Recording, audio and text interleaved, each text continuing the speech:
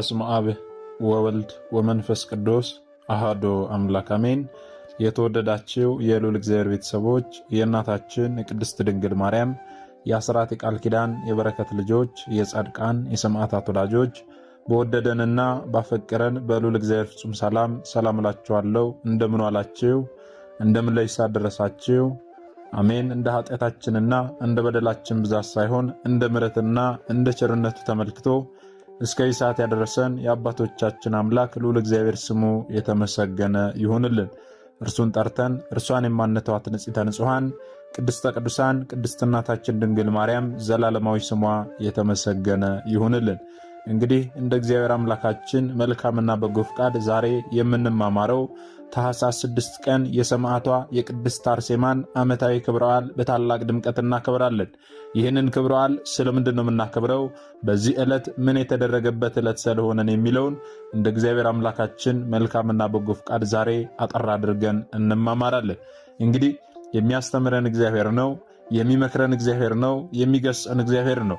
እርሱ በመካከላችን ተገኝቶ የጎደለውን አሟልቶ የተጣመመውን አቃንቶ በአፈ መልአክ ታርሞ ያስተምረን ይመክረን ይገስጸን ዘንድ የእርሱ መልካምና በጎ ፍቃዱ ይሁንልን።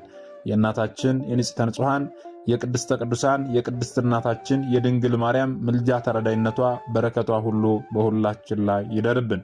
እንግዲህ ወደ ዛሬ ትምህርታችን ስንገባ ታዲያ ታኅሳስ 6 ቀን የእናታችን የሰማዕቷ የቅድስት አርሴማን ዓመታዊ ክብረ በዓል በታላቅ ድምቀት እናከብራለን። ይህንን ክብረ በዓል ስለምንድን ነው የምናከብረው የሚለውን ከመመልከታችን አስቀድሞ አርሴማ ማለት ምን ማለት ነው፣ ማናት የሚለውን ልናውቅ ያስፈልጋልና ይህንን አጠር አድርገን እንመለከታለን። እንግዲህ አርሴማ ማለት ምን ማለት ነው ስንል አርሴማ ማለት በወርቅ ልብሶች የተጎናጸፈችና የተሸለመች መልከ መልካም ውብ ማለት ነው።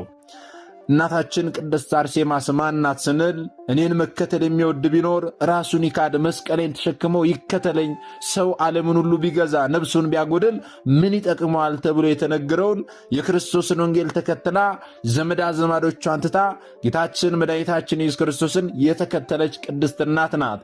ይህቺ እናታችን ታዲያ የሮምና የአርመንያ ገዢዎች የነበሩ ሁለቱን ከሃዲያን ነገሥታት ዲዮቅልጥያኖስንና ድርጣድስን በሃይማኖቷ ጸንታ ድል ያደረገች የሮም ወታደሮች የሚያደርሱባት መከራ፣ ግፍ፣ እስራት፣ ግርፋት ያልበገራት መላ ሕይወታቸውን ለእሳትና ለስለት ከሰጡት ከ27ቱ ቅዱሳን ደናግል መካከል አንዷ ሰማዕት እናታችን ቅድስት አርሴማ ናት። ልብ በሉ። ታዲያ ዛሬ ታኅሳስ 6 ቀን ስለምንድን ነው ዓመታዊ ክብረ በዓሏን የምናከብረው ስንል በሁለት ምክንያቶች ይህንን ክብረ በዓል እናከብራለን። የመጀመሪያው ቅዳሴ ቤቷ ስለሆነ ነው። ይህ ማለት በእናታችን በቅድስት አርሴማ ስም ለመጀመሪያ ጊዜ ቤተ ክርስቲያን በስሟ ታንጾ የከበረበት ዕለት ስለሆነ ነው።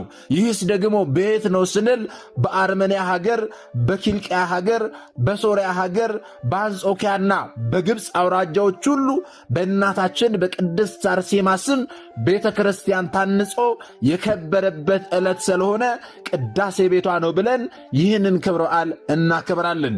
ሁለተኛው ደግሞ የሥጋዋ ፍልሰት የሆነበት ዕለት ስለሆነ ነው። የእርሷ ብቻ ሳይሆን ደግሞ ከእርሷ ጋር የተገደሉ የ27 ደናግልም የሥጋቸው ፍልሰት የሆነበት ዕለት ስለሆነ በእነዚህ በሁለት ምክንያቶች የዛሬውን ክብረ በዓል እናከብራለን ማለት ነው። ታዲያ እነዚህን ሁለት ምክንያቶች ጠቅሰን ብቻ ማለፍ ሳይሆን እናታችን ቅድስት አርሴማ ምን አይነት ተጋድሎን ተጋደለች፣ እንዲሁም ደግሞ ከማን ተወለደች የሚለውን ልናውቅ ያስፈልጋልና ታሪኩን ከብዙ በጥቂቱ አጠር አድርገን እንመለከታለን ማለት ነው። እንግዲህ እናታችን ቅድስት አርሴማ የማን ልጅ ነች ካልን የዚች ቅድስት ሰማዕት አባት ቴዎድሮስ ይባላል። እናቷ ደግሞ አትናስያ ትባላለች። ታዲያ አባታችን ቅዱስ ቴዎድሮስና እናታችን ቅድስት አትናስያ በትዳር ሲኖሩ ሕግጋቱን ጠብቀው የሚኖሩ ደጋግ ክርስቲያኖች ነበሩ። ነገር ግን ለረጅም ዓመታት ልጅ አልነበራቸውም ነበረ። ስለዚህ ልጅ አጥተው ለዘመናት ሲያለቅሱ፣ ሲያዝኑ፣ ሲጸልዩ የነበሩት ቅዱስ ቴዎድሮስና ቅድስት አትናስያ ወደ ቤተ ክርስቲያን ሄደው ስዕለትን ተሳሉ። የለመኑትን የማይነሳ እግዚአብሔር አምላክ፣ የጠየቁትን የማይነሳ እግዚአብሔር አምላክ ስዕለታቸውን ሰምቶ ይችን ቅድስት እናት መልከ መልካም የሆነችውን ውብ የሆነችውን እናታችን ቅድስት አርሴማን ሰጣቸው። በስለት ያገኟትን ይህችን ልጃቸውን በተወለደች በ3 ዓመቷ በእመቤታችን ስም በታነጸች ቤተ ክርስቲያን እንድታድግ ለቤተ ክርስቲያን ሰጧት። እናታችን ቅድስት አርሴማ እጅግ መልከ መልካም ነበረች። ቅዱስ ጳውሎስ ያልተጋባች ሴትና ድንግል በሥጋም በነፍስም እንዲቀደሱ የጌታን ነገር ያስባሉ፣ የተጋባች ግን ባሏን እንዴት ደስ እንደምታሰኘው የዓለምን ነገር ታስባለች ብሎ በአንደኛ ቆሮንጦስ ምዕራፍ 7 ቁጥር 34 ላይ የተናገረውን ቃል አስባ ራሷን በድንግልና ሕይወት ለክርስቶስ ለይታ ነበረ እናታችን ቅድስት አርሴማ። ልብ በሉ ታዲያ ከ284 እስከ 305 ዓመተ ምህረት ድረስ በሮም የነገሰው ከሃዲው ዲዮቅልጥያኖስ መልከ መልካም የሆነች ብላቴና ድንግልን ሊያገባ ፈለገና በሀገር ውስጥ ካሉ ብላቴና ድንግሎች መልከ መልካም ከሆኑት ውስጥ መርጠው ያመጡለት ዘንድ አገልጋዮቹን አዘዛቸው። ታዲያ ዘመኑ አሁን እኛ እንዳለንበት ዘመን ስልጣኔ ወይም ደግሞ ቴክኖሎጂ ያልነበረበት ዘመን ስለነበረ ልክ እንዳሁኑ ፎቶ አንስቶ ለሰው መላክ የሚቻልበት ዘመን ላይ ስላልነበረ በዘመኑ ጥበብ ሰዎች የሰው ልጅ ተመልክተው አይተው ስዕሉን ስለው ለሰው ማሳየት ይችሉ ነበርና ሰዓሊዎችን በከተማ ውስጥ ላካቸው።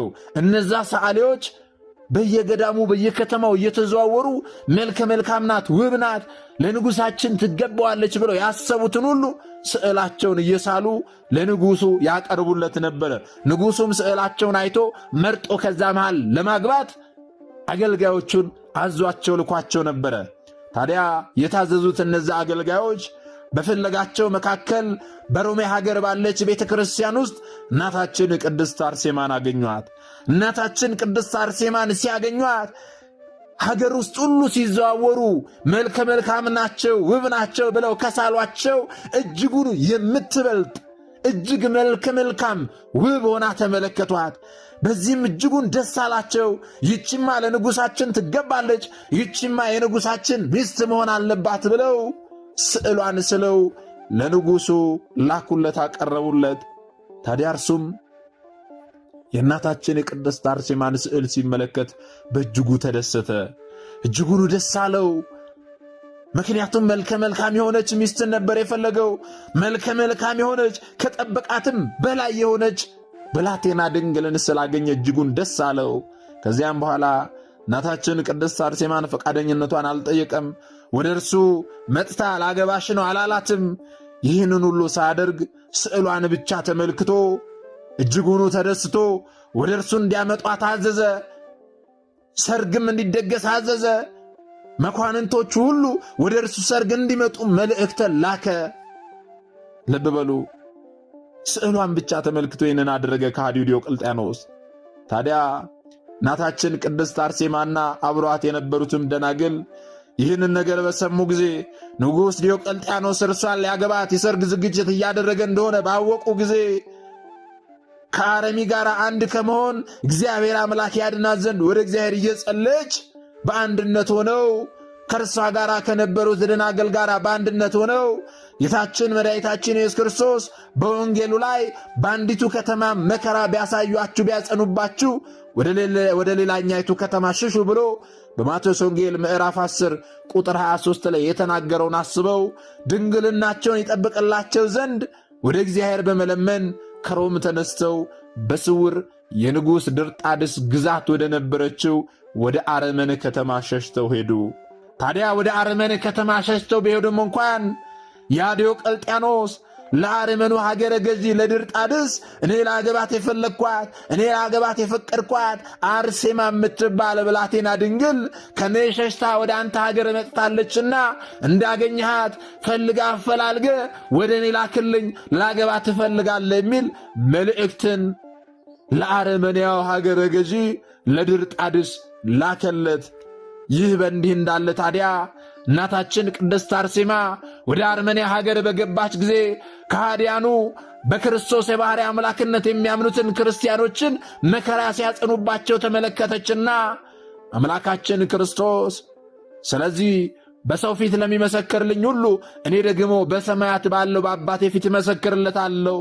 በሰው ፊትም የሚክደኝን ሁሉ እኔ ደግሞ በሰማያት ባለው በአባቴ ፊት እክደዋለሁ ብሎ በማቴዎስ ወንጌል ምዕራፍ 10 ቁጥር 32 ላይ የተጠቀሰውን ቃል በማሰብ እናታችን ቅድስት አርሴማ ከነዛ መከራ ከሚጸናባቸው ሰዎች መካከል ቀድማ ፊት ለፊት ወጥታ እኔ በክርስቶስ የባሕርይ አምላክነት የማምን ክርስቲያን ነኝ በማለት መሰከረች። ልብ በሉ፣ እኔ በክርስቶስ የባሕርይ አምላክነት የማምን ክርስቲያን ነኝ አለች። በክርስቶስ የባሕርይ አምላክነት የሚያምኑ ክርስቲያኖች መከራ ሲጸናባቸው፣ ግርፋት ሲበዛባቸው፣ ስቃዩ ሲበዛባቸው ተመልክታ እርሷ ወደ ኋላ አልሸሸችም፣ አልፈራችም። ይልቁንም ከእነርሱ ፊት ቀድማ ወደ ፊት ለፊት ወጥታ እኔ በክርስቶስ የባሕርይ አምላክነት የማምን ክርስቲያን ነኝ ብላ መሰከረች። ወገኖቼ ታዲያ የመልኳን ደምግባት በማየት ንጉሥ ድርጣድስ ለራሱ ስለተመኛት አምልኮቷን እንድትተው ክርስቶስን እንድትክድ በብዙ ሽንገላ ሊሸነግላት ሞከረ። ንጉሥ ድርጣድስ ንጉሥ ዲዮቅልጥያኖስ ላገባት እፈልጋለሁ ብሎ የላከለት ደብዳቤ እርሷን እንደሆነ አወቀ። ደምግባቷን ሲመለከት እጅጉን መልከ መልካም ናት። ይህችንማ እንዴት ብዬ አሳልፌ እሰጣለሁ? ለንጉሥ ዲዮቅልጥያኖስ አሳልፌ አልሰጥም። ይህችንማ ራሴ አገባታለሁ። ይህንን ሐሳቧን ደግሞ አምልኮቷን እንድትተው ክርስቶስን እንድትክድ በብዙ ሽንገላ ሸንግያ አገባታለሁ ብሎ በማሰብ አምልኮቷን እንድትተው ክርስቶስን እንድትክድ በብዙ ሽንገላ ሊሸነግላት ሞከረ። ሀብት ንብረትን እንደሚሰጣት አላፊ ጠፊ የሆኑ ነገሮችን ሁሉ አቀረበላት። እርሷ ግን አዎ ይህ ሁሉ አላፊ ጠፊ ነው፣ ስለዚህ እኔ የክርስቶስ ሙሽራ ነኝ፣ ማንንም ማግባት አልችልም፣ ሃይማኖቴንም አልክድም፣ ክርስቶስንም አልክድም፣ አምልኮቴንም አልክድም አለች።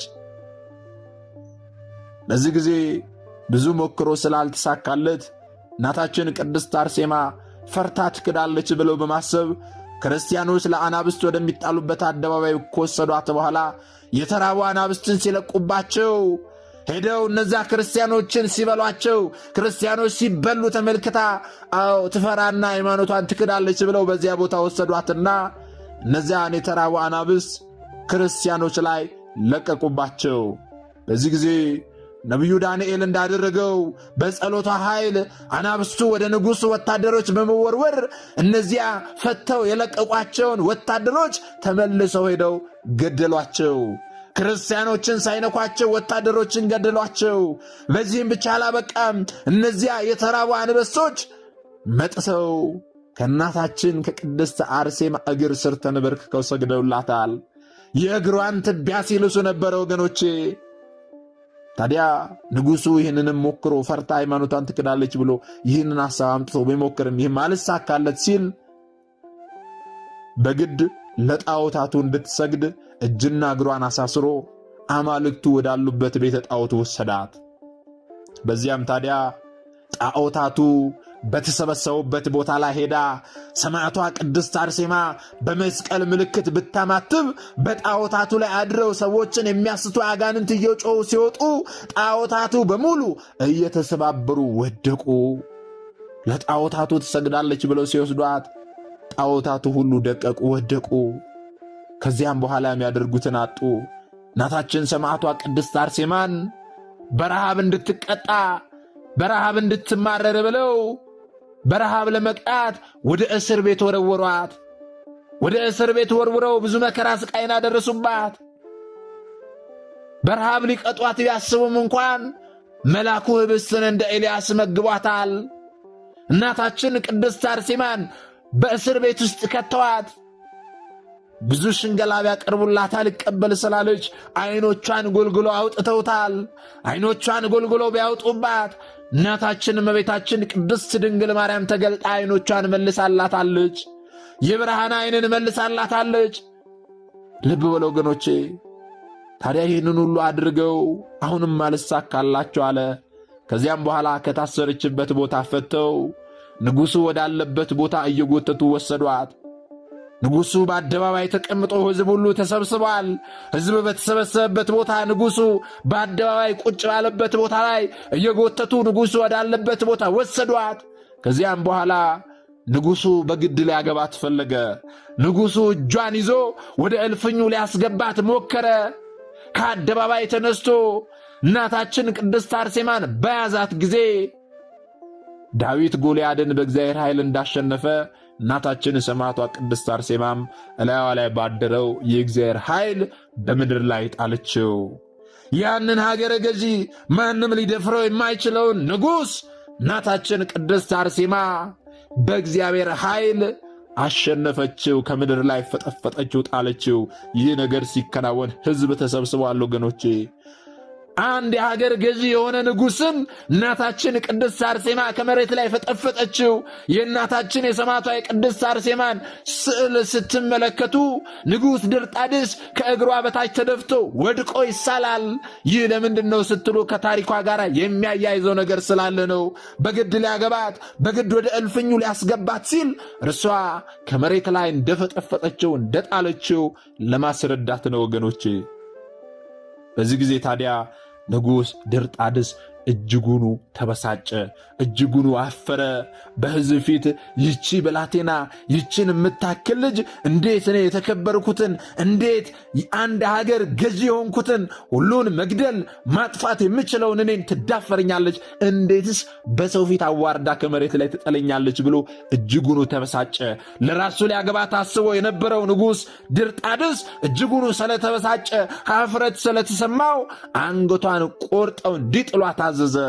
ልብ በሉ፣ አንገቷን ተቆርጣ እንድትጣል አዘዘው ወዲያውኑ ማለት ነው። ታዲያ ሐዋርያው ቅዱስ ጳውሎስ በመልእክቱ ላይ ከክርስቶስ ፍቅር ማን ይለየናል? መከራ ወይስ ጭንቀት ወይንስ ደግሞ ስደት ወይንስ ደግሞ ረሃብ ወይንስ ደግሞ ራቆትነት ወይንስ ደግሞ ፍርሃት ወይንስ ደግሞ ሰይፍ ነው? ስለ አንተ ቀኑን ሁሉ እንገደላለን፣ እንደሚታረዱ በጎች ተቆጠርን ተብሎ እንደተጻፈ ሮሜ 8:35 ላይ ያደረሱባት መከራ ሁሉ እናታችን ሰማዕቷ ቅድስት አርሴማን ከክርስቶስ ፍቅር ሊለያት አልቻለም። ልብ በሉ። ታዲያ የክብር ባለቤት ጌታችን መድኃኒታችን ኢየሱስ ክርስቶስ እናቱ እናታችን እመቤታችን ቅድስት ድንግል ማርያምን አስከትሎ ለሰማዕቷ ለቅድስት አርሴማ ተገለጠላት።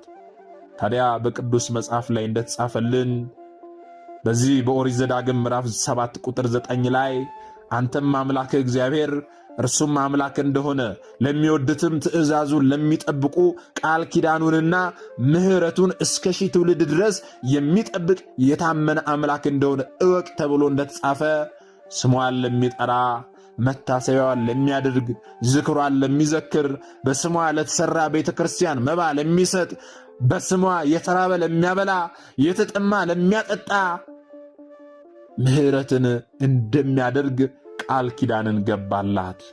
ቃል ኪዳንን ከተቀበለች በኋላ እናታችን ሰማዕቷ ቅድስት አርሴማ መስከረም 29 ቀን በ290 ዓመተ ምህረት አንገቷን በሰይፍ ተቆርጣ የሰማዕትነት አክሊልን ተቀዳይታለች ወገኖቼ። እርሷን ብቻ አይደለችም፣ ከእርሷ ጋር የነበሩ እነዚያ ቅዱሳን ደናግል ከእርሷ በፊት ሰማዕትነትን ተቀብለዋል። እንዴት ከእርሷ በፊት ሆነ ስንል እናታችን ሰማዕቷ ቅድስት አርሴማን አንገቷን ቆርጠው ሰማዕትነት እንድትቀበል ከመድረጋቸው አስቀድሞ ሰማዕቷ ቅድስት አርሴማ ደንግጣ ፈርታ ሐሳቧን እንድትቀይር ከእርሷ ጋር የነበሩ ቅዱሳን ደናግላንን አንገታቸውን እየቆረጡ ሲጥሏቸው ሐሳቧን ትቀይራለች ብለው ከእርሷ ጋር የነበሩ ደናግላን ሁሉ አንገታቸውን ቆርጠው ሰማዕትነትን እንዲቀበሉ አድርገዋል። ሰማዕቷ ቅድስት አርሴማ ግን ከእርሷ ጋር የነበሩ ቅዱሳን ደናግል አንገታቸው በሰይፍ እየተቆረጠ ሲጣል እነርሱ ሰማዕትነትን ሲቀበሉ ትመለከት ነበርና እጅጉን ደስ እያላት የእርሷን ተራ ትጠባበቅ ነበረ። ልብ በሉ ወገኖቼ፣ ትፈራለች ብለው ሲጠብቁ እርሷ ግን የእርሷን ተራ በጉጉት ትጠብቅ ነበረ።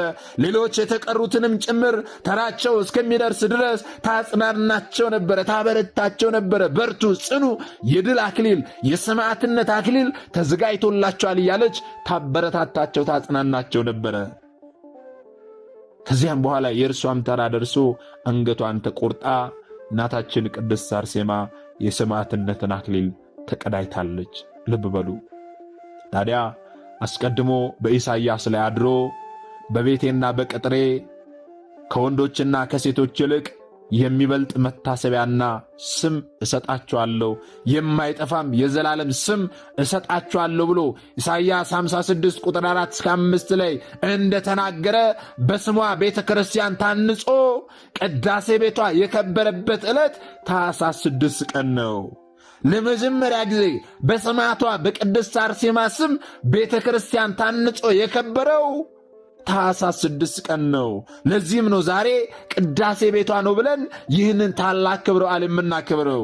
ለዘላለም የማይጠፋ ስም እሰጣቸዋለሁ እንዳለ በእናታችን በቅድስት አርሴማ ስም ለዘላለም የማይጠፋ ቤተ ክርስቲያን ታንጾ ቅዳሴ ቤቱ የከበረበት ዕለት በዛሬው ዕለት ታኅሳስ 6 ቀን ነው።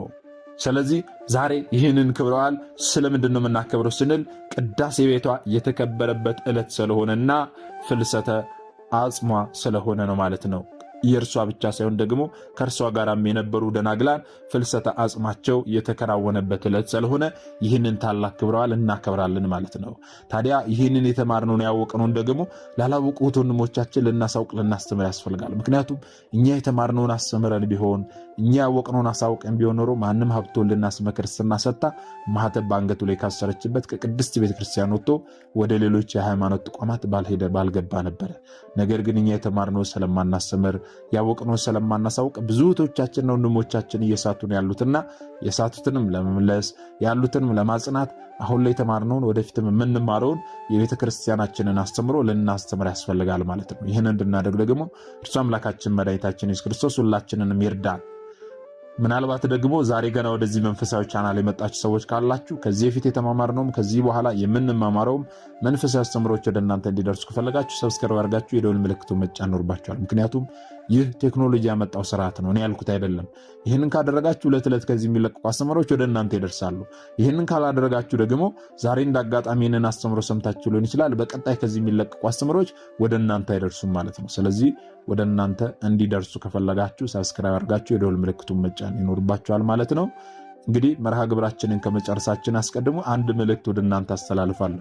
ይህ መልእክት ምንድነው ካላችሁኝ ዘንዳ እንደሚታወቀው በዚህ መንፈሳዊ ቻናል ላይ በዓመት 3 ታላላቅ የበረከት ስራዎች ይሰራሉ። እነዚህ የበረከት ስራዎች በማቴዎስ ወንጌል ምዕራፍ 25 ላይ የተጠቀሱ ጌታችን መድኃኒታችን ኢየሱስ ክርስቶስ ለፍርድ በሚመጣበት ጊዜ የሚጠይቀንን ጥያቄዎች ለመመለስ የተዘጋጁ ናቸው።